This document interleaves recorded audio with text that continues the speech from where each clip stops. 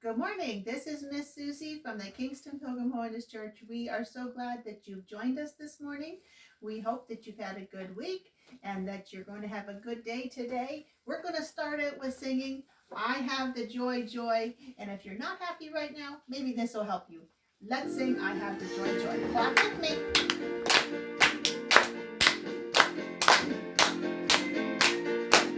I have the joy, joy, joy, joy down in my heart. Say it. Down in my heart. Where? Down in my heart. I have the joy, joy, joy, joy down in my heart. Where? Down in my heart to stay.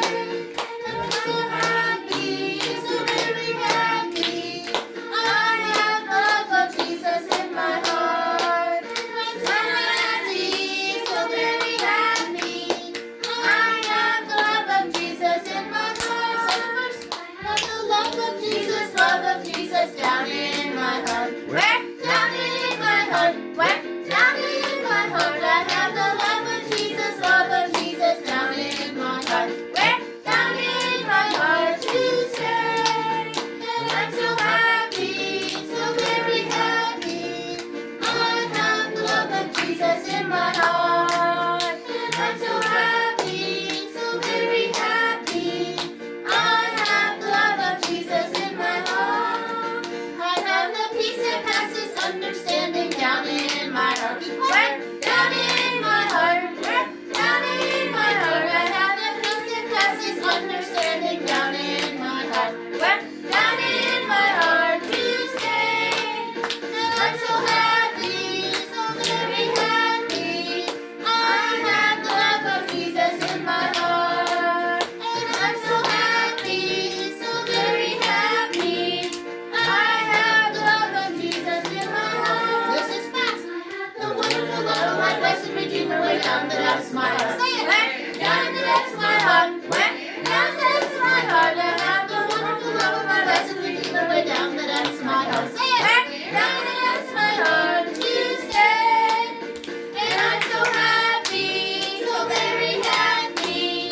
I have the love of Jesus in my heart. And I'm so happy, so very happy.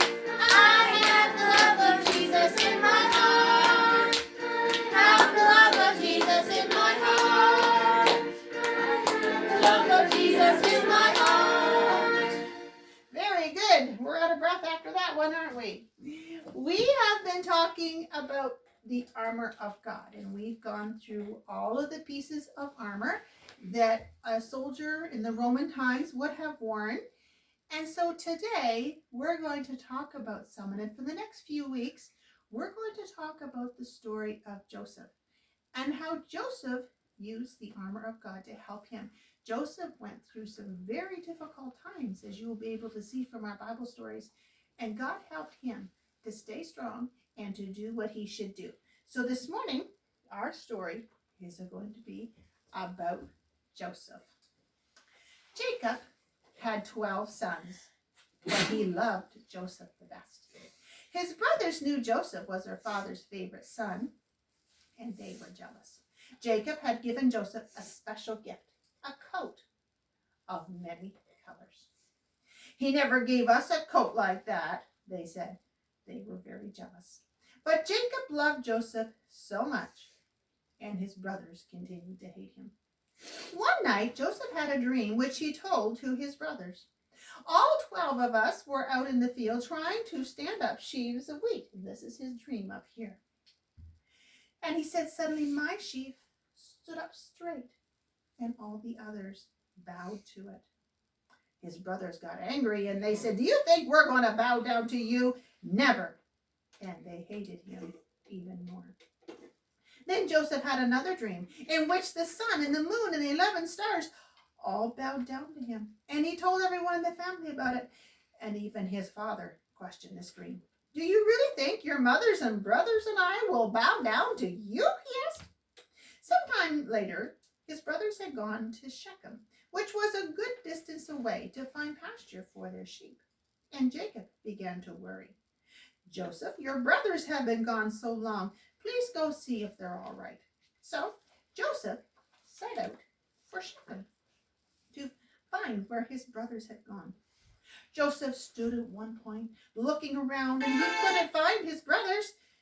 And a man said, "Who are you looking for?" "Well, I'm looking for my brothers," said Joseph. "Well, I heard them say they were going to Dothan," the man replied. By this time, Joseph was very tired, and he was very hungry, but he hurried on his way. While he was still a distance away, his brothers caught sight of him walking towards them. And they saw his brightly colored coat, and they said to each other, "Look, here comes that dreamer. Let's kill him while we have the chance." But Reuben, the oldest, said, "Let's not kill him. You see this pit? We will just put him in this pit instead. We won't kill him right now. We'll just put him in the pit." "All right," the others agreed, and secretly Reuben planned to rescue Joseph later when the others had left. What a shock for Joseph when he arrived and saw his brothers' angry faces. They seized him. They tore off his beautiful coat and threw him into the deep pit. There was no way that Joseph could climb out. "Please let me out," he pleaded. But his brothers only laughed and sat down to enjoy their meal and remember how hungry and tired Joseph was. How very cruel jealousy is.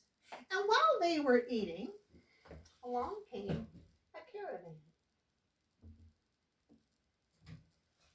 from Egypt. "I got an idea," said the brothers. "Let's sell Joseph to the traders. Then we won't feel guilty about leaving him to die." Now Reuben was not there to hear this suggestion, and the other brothers thought this was a good plan. They would be rid of Joseph and make some money as well. When a rope was dangled into the dark pit, Joseph thought he was being rescued, but he was sadly so mistaken. "What will you pay for this strong young man?" Joseph's brothers asked the traders. The traders looked at Joseph. He was healthy and strong. "We'll give you 20 pieces of silver," they said. The deal was made, and poor Joseph was led away.